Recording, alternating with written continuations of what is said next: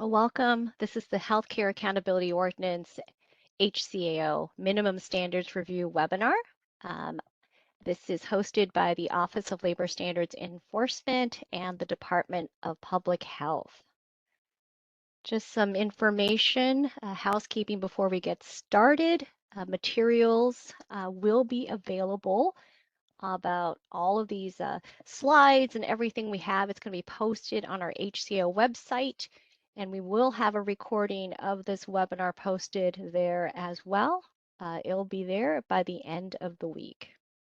Chat box. We're going to share some important information in the chat box. We're going to use this as our public information announcements to share important pieces of tidbits as well as URLs. Unfortunately, we won't be able to chat with you during the webinar, so send us your questions in the questions box. Which brings us to the questions and answers box. Send those questions there to that questions box. Go to your bottom right, and you'll be able to open up this nice little feature in WebEx. We will select questions to answer during our live question and answer session at the end of the presentation. Now, if your question is not selected for an answer live, staff will contact you directly with a response at the email address you use to register for this particular webinar. So if there is another email address or a phone number that's different from what you've shared, please put that with your question and we will respond to you there. Now let me introduce some staff today. We have Giselle in the chat box, Jade in the questions and answers box. I'm Beverly Popek with the Office of Labor Standards Enforcement. I'm going to be providing compliance information for the HCAO, and we have our colleague Max Gara from the Department of Public Health, who will be providing the HCAO minimum standards portion of the presentation. So let's start it off with some general compliance information regarding the Healthcare Accountability Ordinance. This is a contract requirement with the City and County of San Francisco, and it applies to agreements with the City and County of San Francisco. So when I say agreements, this can be a contract for services, leases. If there is some sort of agreement with the City and County of San Francisco and you're not sure if this applies to you and your client, take a look at the agreement and search for Healthcare Accountability Ordinance. And if it's there, then yeah, you may have to comply with this particular requirement. Now, I want to point out that if there is a grant agreement to a nonprofit, grants to nonprofits are exempt from the Healthcare Accountability Ordinance. But please keep in mind that if the company is operating, working in the City and County of San Francisco, that particular company may need to comply with the Healthcare Security Ordinance, which is our basic city and county labor requirement. Now that we went through that, let's take a look at who's a covered employer. A covered employer is a for-profit entity with 20 or more employees anywhere in the world. And if you're a nonprofit, you have 50 or more employees anywhere in the world. You must have an agreement with the City and County of San Francisco with that HCAO requirement. And this particular healthcare accountability ordinance requirement trickles down, includes all of your subcontractors and perhaps subtenants that may perform work or on the contract or perhaps are residing on the particular lease. Now that we went through that, let's look at a covered employee. A covered employee is anyone who works in the United States for the contract, on the contract, at least 20 hours a week or more. And that's pretty simple. Now, what happens if there are variable or fluctuating hours? If the average number of hours per week during the applicable month is 20 hours or more, then the employee is covered. And if this is your situation, you're unsure what to do, feel free to contact our HCAO unit to discuss how to comply. Now let's get into the requirements. These requirements, you have three requirements or three options of how to comply. And this is the first one. that you can use for any particular location in the United States. So option one is to offer a compliant health plan at no charge to the employee. When do you have to comply? When does eligibility start? No later than the first of the month after 30 days of employment. Now, a compliant plan must meet the HCO minimum standards, and Max will really dive into what these standards are. So stay tuned. And then you can also take a look at our HCO webpage. We have the HCO minimum standards that are currently in effect now. And of course, the HCO minimum standards that will be effective January 1st of 2027. Now, you must offer a compliant plan on an annual basis. Now, after offering the compliant health plan, you need to collect a yes, which is an enrollment form from the employee, or a no, which is our official HCAO voluntary waiver form. You, as employers, may offer other health plans, but you must obtain a waiver form if the employee chooses to enroll in another plan. If you're unsure and you'd like some more information, feel free to contact the HCAO unit for more info. Now, if you have a compliant health plan or you think you have a compliant health plan and you're not sure, you have questions, this is Max Gara's contact information. We shared that in the chat box, so you can save that, and it's also on our webpage, and Max will provide that information again in the presentation. Now, that was option one. What if that doesn't work for you, or maybe you're not ready to comply with option one?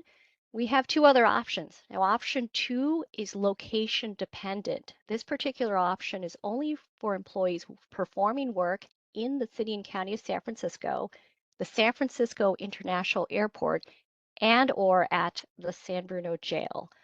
So this is very specific, only for those places.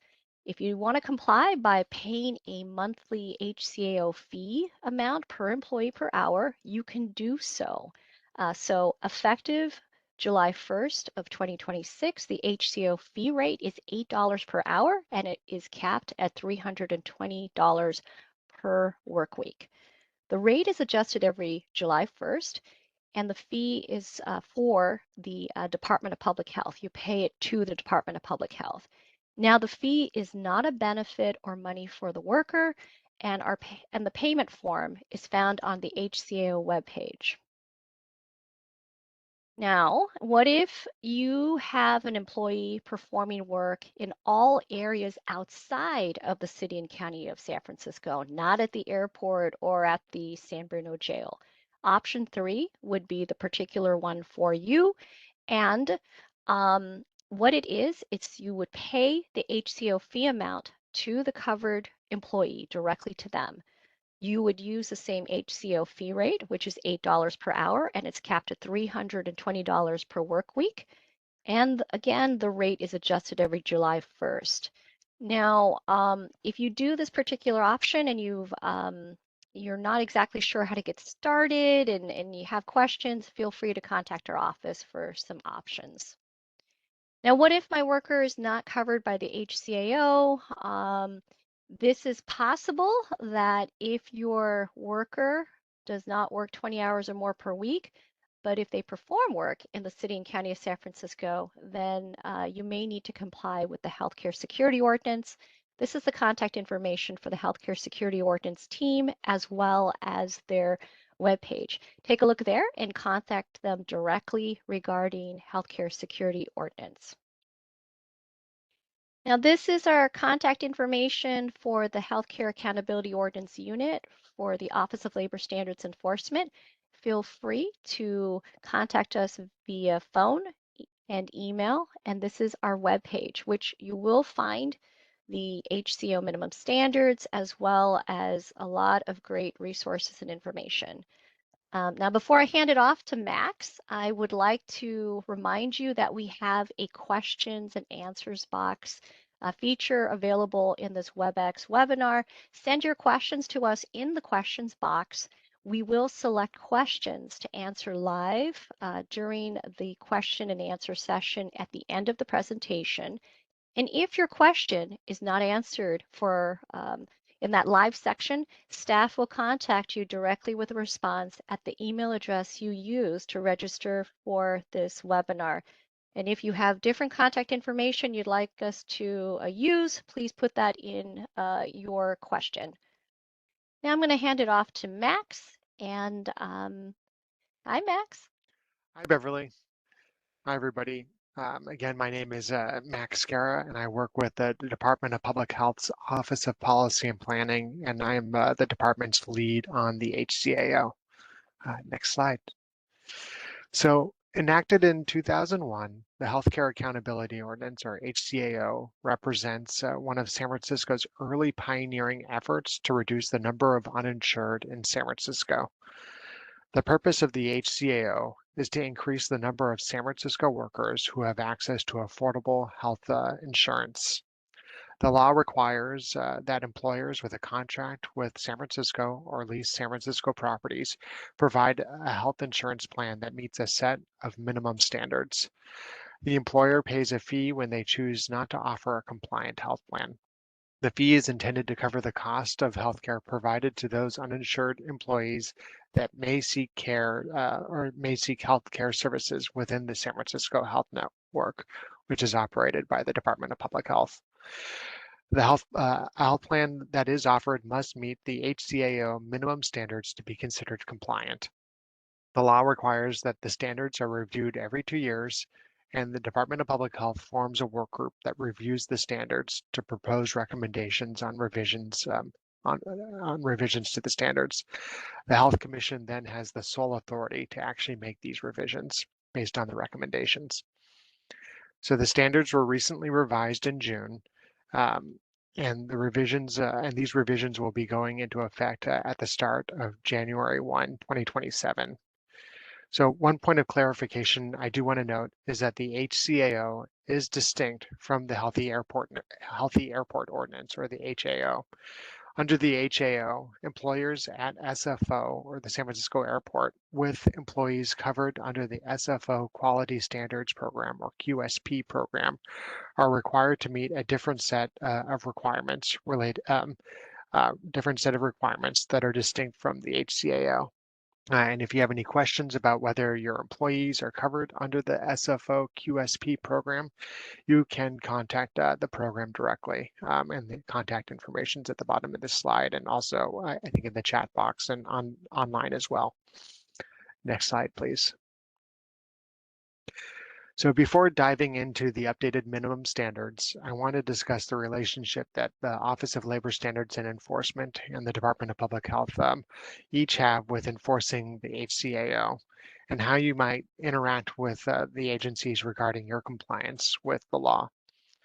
As the diagram shows, the DPH, or the Department of Public Health, facilitates the process to update the minimum standards and reviews health plans for compliance.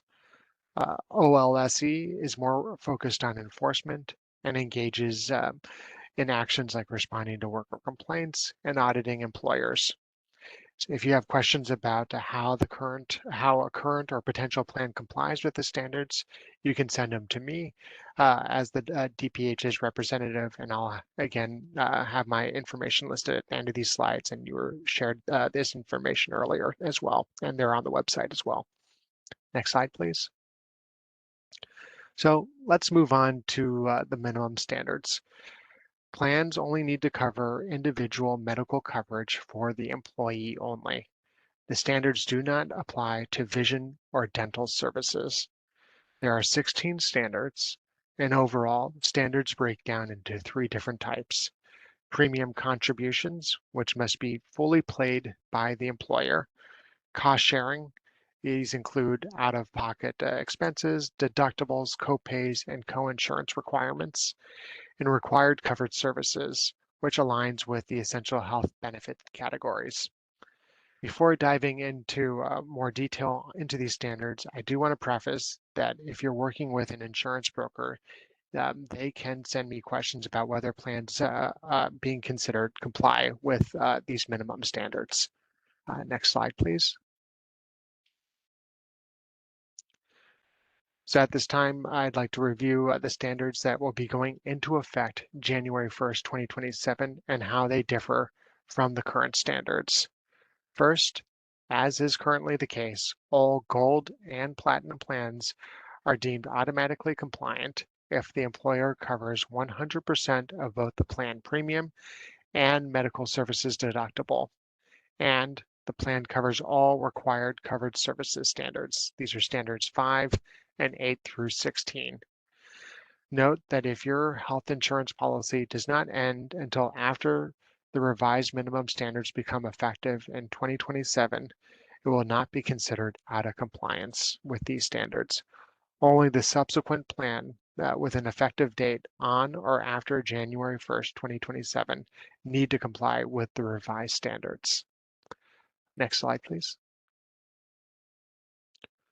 So for standard 1, there is no change, and employers must still pay 100% of the premium cost for the employers or for the employee plan. Standard number 2, which focuses on the coverage of out-of-pocket expenses, remains similar to the current standard. So under this standard, employers must still cover employee in-network out-of-pocket medical expenses up to 50% of the plan's out-of-pocket maximum. So what does this mean?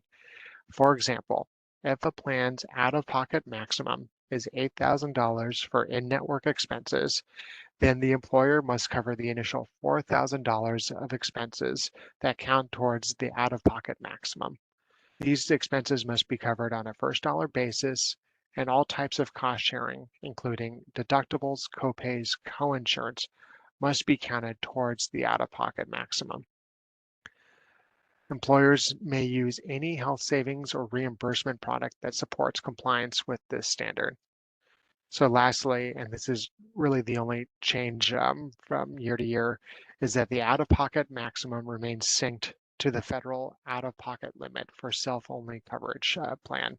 And in 2027, this limit will be increased to $12,000, up from $8,750, which was the limit in 2025.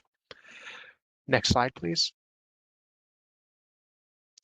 So I want to briefly talk through options for complying with this out-of-pocket maximum standard. First, employers are encouraged to discuss the optimal reimbursement mechanism with their benefits administrator. Employers may use a third-party administrator or other appropriate option to manage reimbursement of employees' medical expenditures that count towards the in-network out-of-pocket expenses, as long as the employee's protected health information remains private and confidential in accordance with the state and federal laws. Reimbursement options can include using an HRA or HSA, and there is no need to pre-fund the full required amount. And while not required, employers are strongly encouraged to provide an employer-funded mechanism to beneficiaries, such as a pre-funded credit or debit, or not credit, but a pre-funded debit card to cover out-of-pocket expenses such as a copay on an upfront basis. Next slide, please. So for standard number 3, the medical services deductible, in 2027, the deductible limit will increase to $3,200, up from $3,000. And for gold and platinum plans to be automatically compliant, again, employers must fully cover the deductible, as I mentioned earlier. Under standards 4 and 5, plans must provide drug coverage, including coverage of brand name drugs. And if a prescription drug deductible is required, it cannot exceed $500 for in-network drugs, which is an increase from the previous standard of $400 maximum. Both the medical and prescription drug deductible limits were adjusted for 2027 to increase the availability of silver plans for employers to choose from and offer their employees. Next slides. So for the rest of the standards, there are no changes that are going into effect in 2027, but I will still go through and review them now. The next standards are focused on coinsurance and primary care copayments. So if a coinsurance is required for any service, they cannot exceed the following breakdowns. For in-network services, 55% is covered by the plan, and 45% of the expenses must be covered by the employee. For out-of-network services, costs are split evenly at 50-50% split. Primary care provider visits must be covered. And if a copayment is required, then in-network costs cannot exceed $65 per visit. If a coinsurance is provided instead, then it cannot be greater than the coinsurance standard that I just went through. Next slide, please. So under standard 8, preventative and wellness services must be provided at no cost in alignment with the Affordable Care Act rules or ACA rules. For standard number 9, for pre and postnatal care, scheduled prenatal exams, and first postpartum follow-up consults, these must be covered without charge. And again, this is in alignment with the ACA rules. Next slide, please. So plans must cover ambulatory services, and the coinsurance requirements that I just mentioned apply. And if there are co-payment services, they must not exceed the limits related to primary care provider visit requirements that I also just went through. Hospitalization services must be covered, and if a coinsurance is applied, it must follow the coinsurance breakdowns that I've described. Next slide, please. So under standards 12 through 14, plans must provide behavioral health services, rehabilitative and habilitative services, and laboratory services. No co-payment requirements are specified, but the same coinsurance requirements apply that I just went through as well. Next slide, please. Emergency and ambulatory services must be covered for medical emergencies, and the in-network deductible and coinsurance limits also apply to emergency services received from an out-of-network provider. The last standard, standard number 16, requires that plans cover all benefits listed in the California benchmark plan. This standard is especially pertinent for employers based outside of California. Other states may not require coverage of services that are required in California, such as bariatric surgery or acupuncture and weight loss services. It is not uncommon for out-of-state employer plans to be deemed non-compliant as a result, even if they meet the cost-sharing standards that I went through. Same for large employers that have more flexibility in their plans. We see this often where these services sometimes are not required. So make sure that the plan that you're offering covers all these same services. Next slide, please. So remember that compliance is all or nothing, and all standards must be met for a plan to be considered compliant. An employer plan is compliant with the minimum standards if it is a bronze or silver plan that satisfies all minimum standards, or if a gold or platinum plan where the employer covers 100% of both the plan premium and medical services deductible, and the plan covers all required covered services standards. And these are standards, again, 5 and 8 through 16. Lastly, again, I want to reiterate that the HCAO is distinct from the Healthy Airport Ordinance. Under the HCAO, employers with employees covered under the SFO Quality Standards Program or QSP program are required to meet a different set of health coverage related requirements that are distinct from the HCAO. Next slide, please. Again, if you have any questions or if you'd like someone to review your plans to see if they comply with the law, please do not hesitate to reach out via either email or phone. And now I'll spend some time answering some questions. And if we don't get through all your questions, we'll follow up with you directly online and share with the group our responses as well. Thank you, Max. So we're going to give Max a minute to take a look at some of the questions that have come in and select some to be answered live, and the ones that are not selected to be answered live, he will contact you directly at the email address you used to register for this webinar. So again, send your questions to us in the questions box. And at this time, I'd like to remind you that the recording of this particular presentation and a copy of these slides will be posted on our webpage. And I'm going to ask Giselle to ask some of the questions that have come in for the HCAO OLSC unit and give Max some time to go through some of your questions to select. Sure. Good Hi, morning. Giselle. Hi. So we had a couple questions come in. The first is if an employer works in the San Francisco airport only and must comply with HAO, does HCAO also apply? So if you have an employee that you have already gone through the analysis that they are a QSP employee and covered under the HAO, then HAO is the requirement for that particular employee.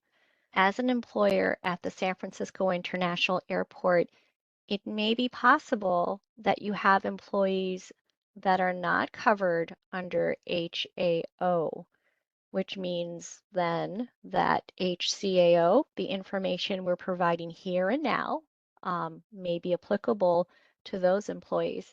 So I don't know. I think the best thing to do is to contact the Quality Standards Unit at the airport to find out who are the employees covered under quality standards and the HAO, and everyone else that's left would be covered under the HCAO, and this information would be pertinent and applicable to them. And if you have any questions and that sounds confusing, feel free to contact the Office of Labor Standards Enforcement and we can walk you through it as well. I think we just had a follow-up question about what about remote workers who do not live in San Francisco, if you could expand on that. Sure. So as a reminder, the Healthcare Accountability Ordinance is a contract requirement. So if an employer, a company has an agreement with the city and county of San Francisco to perform services, those services can be performed anywhere in the United States. It doesn't have to be in the city and county of San Francisco. So remote workers are covered if they are performing work for a covered contract and if the work being performed, if they're working 20 hours a week or more. So if they're in Florida, Texas, Boston, Denver, roaming around and performing work for the city and county of San Francisco, and those hours are 20 hours or more, and yeah, it's a covered contract, they are indeed covered. And what that means is, as an employer, you have to do something. You have options available. The first option, which is offer a compliant health plan, is an option for any location in the United States, but option 2 and option 3 are location specific. Specific for this question, if the person is working outside of the city and county of San Francisco, then the third option, which is paying the fee directly to the covered employee, would be applicable and a possibility. So I would say contact the Office of Labor Standards Enforcement to go through some of your options and we can brainstorm it with you. And when you decide what you'd like to do, we can help you with the next steps to consider. Great, thank you. Now we have some questions regarding waiver. So the first is, if an employee signs a waiver form, do they need to provide proof of other insurance as well? Yes, so information about what's required to constitute an official waiver is on our webpage. So definitely download our official waiver. That's the first part, and they have to attach proof. Does an employee who is waiving insurance need to complete a waiver form every open enrollment period? Yes, so if you are an employer and you are complying by offering a compliant health plan or just so you would definitely have to get a yes or a no, which would be through an official voluntary waiver form. Now, the voluntary waiver forms or the waiver forms are only applicable to employers who are offering health insurance, and this is an annual requirement. So annually, you need to have a yes or a no. And getting back to your question, or the question is, yeah, you need to have that voluntary waiver form every year. Great, thank you. If the employee is a union member, does the union's enrollment agreement take precedence over the HCSO requirement to enroll in a health benefit after 30 days? So it sounds like you should contact our unit because you're speaking about a city and county labor requirement. But overall, unless there is an explicit waiver in your collective bargaining agreement, waiving out of the healthcare accountability ordinance, what we're speaking about today, then you need to comply with the healthcare accountability ordinance.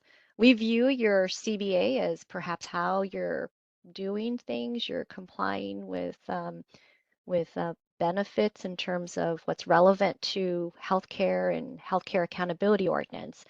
So give us a call and we'll take a look, but unless there's a waiver, you have to comply with the HCAO. Another question is, if they are Medicaid or TRICARE, are they still eligible?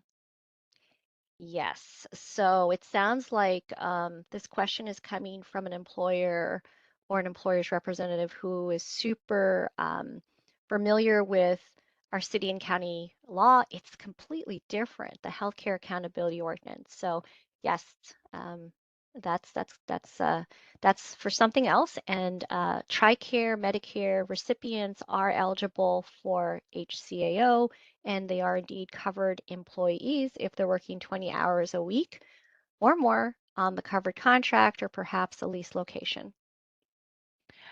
We have another waiver question. If an employee is not waiving insurance, do they have to complete the top part of the waiver form? Um, so the waiver needs to be filled out entirely. Employers should help out the employee by filling out some information about the plan that's being offered and things like that. But in some, you need to have that waiver form completely filled out. And that also means a signature, a date, things of that nature. When does compliance for HCAO start?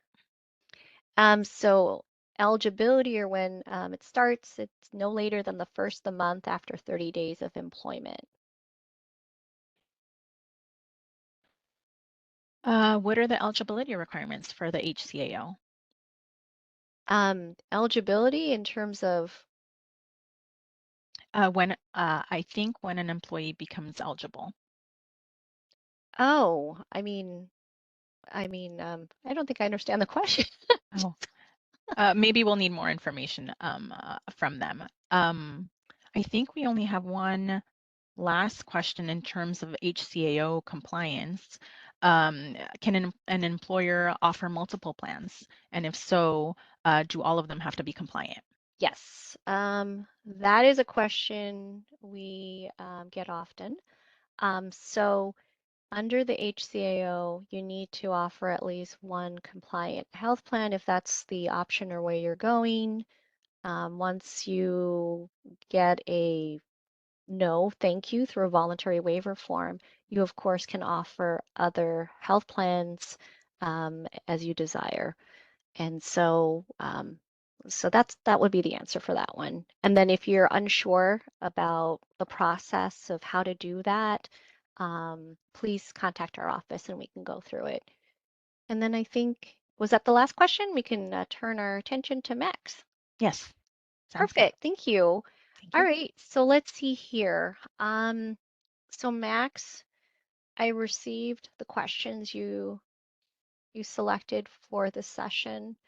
And then as I understand, um, these are the questions that Max wants to go through, and the other questions he will directly contact everyone with answers very soon. Okay, so the first question I have, does the HCO require that coverage be offered for individual employees and their dependents? Yeah, so no, the HCAO only requires that medical insurance be offered to the individual worker, not to their dependents. Okay. The next question is, if our health insurance policy does not end until after the revised minimum standards becomes effective for 2027, will we be considered out of compliance? Yeah. So an employer's plan year that overlaps with the revised standards effective January 1st, 2027 are still under the standards effective January 1, 2026.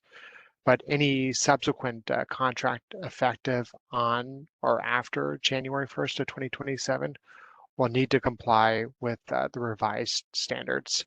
And I'll just note that if a plan was offered or met the 2026 standards, they're in all likelihood going to be compliant with the 2027 standards just because the changes that were implemented in 2027 have effectively just raised the limits of several of the cost sharing requirements. Okay, thank you. And then this one has to do with the HCAO and I guess the HAO, which is the Healthy Airport Ordinance. How do I know if I have to comply with the HCAO or HAO? So again, the HAO applies to employers at the San Francisco airport with employees covered under the SFO Quality Standards Program or QSP program. And again, these employers are required to meet a different set of health coverage requirements that are distinct from the HCAO. And you can, of course, contact SFO's QSP office at 650 821-1103 or at qsp@flysfo.com.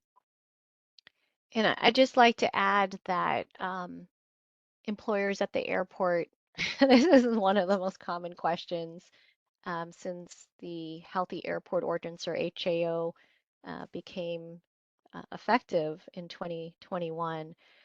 So I know there's a lot of questions on that. And then once you figure out your entire employee population and what is the requirement per employee, I really recommend a chart to stay organized. And you can certainly work with the Office of Labor Standards Enforcement to figure out next steps and perhaps maybe we can share some examples of how other employers have managed and complied.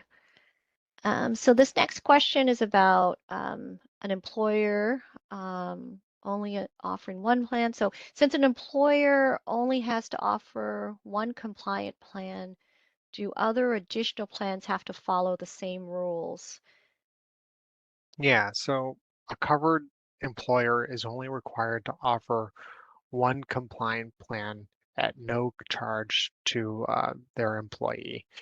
If they choose to offer an additional plan, these plans do not need to meet the minimum standards, and they can be administered as the employer so chooses.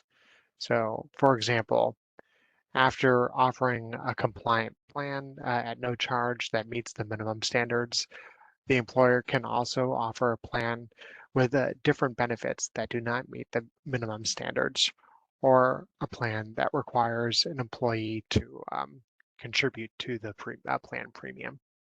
And this one seems to piggyback off of the question that Giselle asked me about the waiver form. So for an employer to do this, you definitely need to capture the no in the voluntary waiver form. And this is the official OLSC HCAO waiver form. It's not the declination form that I know a lot of insurance brokers and others plans use. If you have to use that, you have to use it. But if you're going to have this offer of wait, and then so you want to capture the waiver, the no thank you officially, you're going to have to use the official OLSC HCAO waiver form. All right, let's see our next question. If our plan is written out of another state, what can we do to comply with the coverage requirements under Standard 16 regarding the California benchmark plan? Yeah. So employers can get a rider for the services not currently covered, or get a plan written in California. And this is something, of course, we recommend working with your broker to do.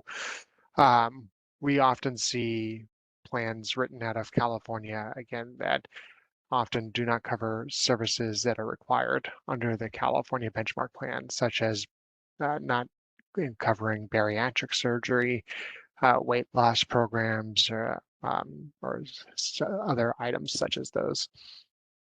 And employers will often get a rider specific for these type of services to ensure that they're covered for their employee. So it can be done. It can be done. Okay, and this is a good one. It's a nice follow-up. What weight loss drugs must be covered by HCO compliant health plans? Yeah. So under the standard number 16, compliant plans must cover all services and prescription drugs that are listed in the California Essential Health Benchmark Plan. And so this plan actually specifies which of the prescription drugs must be covered. So if your plan covers the listed number of or the prescription drugs and the categories and classes in the table that's on the plan, then it does comply with the prescription drug requirement. Do want to note something relatedly. We get a lot of questions about what a weight loss program is. And so weight loss programs and interventions and these are specified in the Essential Health Benchmark Plan. And these are grounded in the U.S. Preventative Services Task Force recommendations, and generally are more in the context of behavioral interventions. And they're intentionally general and defer to medical providers and the relationship that they have with their patient. Um, and so it doesn't coverage of a weight loss program doesn't necessitate coverage of certain prescription drugs. Yeah, I highly recommend everyone take a look at number 16, the California benchmark plan. I believe there was a link that was shared in the chat box. And then if you go to our HCAO webpage, you can take a look at the standards, and under number 16, there is a link, and it takes you to another place. So please accept and go to the other location and review what this is in terms of the California EHB plan. All right, And I'll so. just Uh-huh. reiterate that plans written in California will often be written to comply with this benchmark plan since it's required under California law. And then this one has to do with pediatric dental and vision. I guess an employer is asking, do we have to offer pediatric vision and dental coverage as part of the HCAO? Yeah, there is a little bit of confusion on this one, and I'll just note that it's not something that we expect since the HCAO is required just for adult coverage and not their dependents. This question comes up often because the Essential Health Benefits Plan um, requires coverage of pediatric vision and dental coverage. But again, right, because the plan is specific for the employee, not their dependents, we're not expecting coverage of these two different services. Okay, that's great. Um, Next one, if we pay the HCAO fee instead of offering a compliant plan, does that count as insurance, or does the employee benefit directly from those payments? Um, so this fee goes to San Francisco Department of Public Health and does not count as insurance and is not a direct benefit to the employee. The idea behind the fee is meant to help reimburse the city's safety net system for caring for folks who go uninsured that receive care through the safety net hospital and clinics. And I guess with that said, it's paying to be in compliance. This particular option sometimes is used as a temporary transitional option for an employer to get in compliance with option one because of just timing of things. Sometimes it does make sense if you have employees who are meeting the 20-hour-a-week threshold, meaning they're covered under this requirement, but perhaps are not hitting what a lot of folks call full-time hours, like 32 plus hours a week. So maybe this option might make sense to you for some employees, but not for all. If you have questions, feel free to reach out to the HCAO unit at OLSC, and we can work through your questions and help you brainstorm your options. Okay, this one is about self-funded and fully funded. Does it matter if our plan is self-funded versus fully funded as it relates to the minimum standards? Yeah, it does not matter if the plan is self or fully funded. All that matters is whether or not the plans meet the required minimum standards. Great. Well, those are the questions you selected to be answered live. As mentioned, Max, as well as OLSC staff, will contact you directly with a response if you did not get an answer right here in our live session. We will use the email address you used for this webinar. If we try to get to you and somehow we're not connecting, feel free to reach out to our general contact information, which is seen here on this particular slide for OLSC, as well as the Department of Public Health. And as a reminder, a recording and a copy of this presentation will be posted on our webpage, and we also have our standards on our webpage. Thank you again, and have a great day. Take care.